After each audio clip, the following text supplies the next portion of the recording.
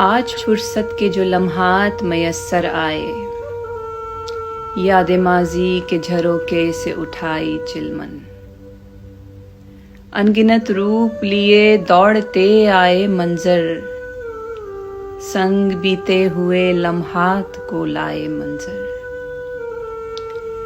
सादगी ओढ़े वो मासूम से चेहरे देखे, जिनमें बेलौस मोहब्बत की कशिश थी बाकी। जिनके माथे पे चमकता था वफा का झूमर, जिनके अतवार में पुरखों की रविश थी बाकी। फिर अचानक ही निगाहों ने वो मंजर देखा, जिसकी हसरत लिए एक उम्र गुजारी हमने। बिछड़ी सखियों से मुलाकात की ख्वाहिश में गजल रोज़ो शब रब से है की आह वजारी हमने।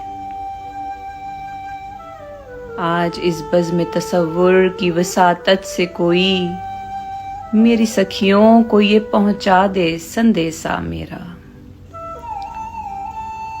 प्यारी हम जोलियों इस दिल का सहारा हो तुम, मेरी राहों से सदा तुमने निकाले कांटे। कहे राह तो आसूदगी सब बांटते हैं, हमने आपस में कई बार निवाले बांटे। यूं तो रहता है सदा रूह बदन का रिश्ता, मेरे कदमों से मगर लिपटे हैं गिरदाब सखी। मैं अगर वक्त को पलटा न सकूं, आ न सकूं,